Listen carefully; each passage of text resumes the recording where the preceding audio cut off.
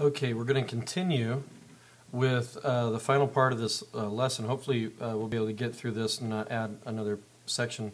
But what we're going to do now is add color to our other images. And so I'm going to just quickly go back into the Effects button, drop shadow, just like we did a moment ago. And notice my color is right back to where it was before I started. And let's go ahead and change our color here to something a little different, and just say OK.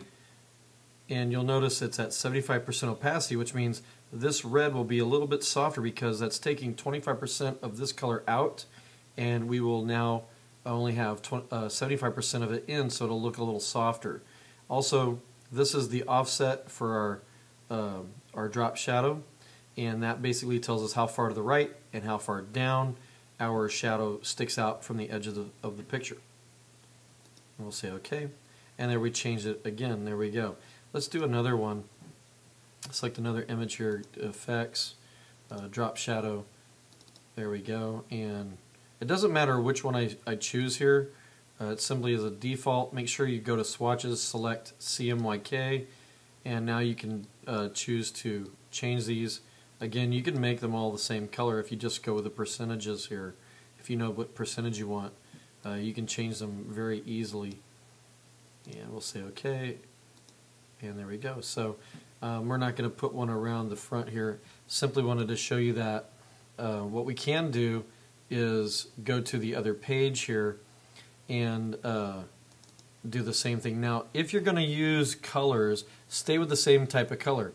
Don't use those nice soft colors that I just had, pink and blue, and then use a dark red, a dark green. Use the same type of color. If you're going to go with pastels, make all of your drop shadows pastel. If you're going to go with black, make them all black. If they're going to be all pastels or all earth tones. So make sure that they're all the same. And I would recommend that you just stay with a few and not overdo it. We'll leave this page like it is just so that we can use this as an example. Okay, this is our example page, and we're just going to stick with it. So now we're going to go back to our page number 2, and we've already gotten our first image here for our cover, and what we're going to do now is put our title, phone numbers, address, email, website. So how do we do that? Well, we're going to get our text button, our text tool, our type tool, and we're going to select it, and we're going to click and drag a text area box. We're not simply going to do like we do in other instances of programs or software like Illustrator. We're actually going to take our type tool, click and drag. So I'm taking my mouse, I'm clicking, holding and dragging a text area box. And now I'm going to type in this box, this little blue box I've created, a title for my brochure, my health issue, and I'm going to type in let's see, it's lung cancer, but let's type in patient lung cancer care, or patient care lung cancer. We'll come up with something here. So we'll just type in lung cancer patient facility. How about facilities? We'll make it plural. And we could do this on 2 lines, 1 line. Let's go ahead and highlight this. So I'm clicking and dragging over it, highlighting it.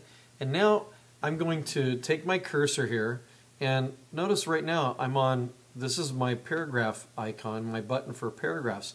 So it's going to set how I want my text to set up. But first I want to go with my type. So I'm going to select this little A. This is my type tool. It's for the type or the characters, and you'll notice as soon as I select this, these tools or these settings right up here are going to change, and that's because it gives me options for that specific tool or that specific button. And I do like my font, but let's check other fonts. Look, you have a whole list of fonts here, and I can scroll and see what those fonts are. And Times Roman is fine. I like that. I'm just going to stick with it, and maybe I'll go with a bold. And now I'm going to raise my font and make it larger, and watch what happens when I get too large. You're going to see a little red button here appear when I can't fill in this space anymore. And there you go. You see the little red plus sign there. You can't fill that in anymore, so we need to correct that and keep this to a size that's nice, readable, and doesn't have any problems. So what I really need to do is scale this back. And I did that on purpose. I wanted you to see what this might look like if I have a large text and I go too large and it's outside my text box area. So let's go ahead and we're just going to hit return here. Now I've got lung cancer patient facilities, and I'm going to highlight this because I want to center this text. Now the nice thing that I did was I clicked and dragged from this side of my column over to this side with my text box. So if I want to center it, it's already set. It will know where the center of this is because it's all the way to the left, all the way to the right, and then center. Well, how do I get that? I'm going to go to my paragraph tool so I can set how I want my text to lay out, and I'm going to do a center. If I wanted a justify or line to the right, then I would have that. So there we go. Now it's centered because I clicked and dragged all the way to the left and right side of this column that I have, and so it knows where to center it. And now that I'm done, I've got this text box and I've got my title. Okay, and it's centered. Now you can see my image is off center because it's not centered under my text very well. So I'm going to move this over just a little bit and center my image. Now let's go ahead and type in my address. So I'm going to do another text box, and we're just going to use a default address. We'll use the address out here in front of our school, 1285 Escuela Parkway. I'm going to abbreviate it, put a little period at the end if you abbreviate. Milpitas,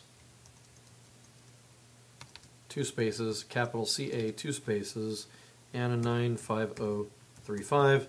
There we go. I'm going to highlight this, make it a little bit larger, and again I'm going to center it. So I can actually center it now, and now it's highlighted, so I can select my type tool and enlarge that a little bit. I want people to see that. Now I'm going to create a new text box here, but notice how this text box is a little large. I'm going to bring that right up here and stop there. But if I go too far, watch what happens. It creates and tells me that, hey, there's text in here. You've cut it off. So I'm going to bring this back down, and there it is. Okay, I'm just going to tidy that up. Maybe I want to bring this down a little bit, and I'll put my phone number next. Again, I'm going to center this, so I might as well keep doing what I've done before, and I'm just going to type in my my phone number, or a phone number. Oh, you know what? Go back here. Let's do Shift key and parentheses and another parentheses space, and then we'll just make up a number, and we'll highlight this, and I'm going to enlarge the text so it's a bit larger. I want people to see my phone number. I might even want to make this bold, and then we're going to take this and center it, and there you go. And we're going to do the same thing here for our website and our email. So let's go ahead and do that.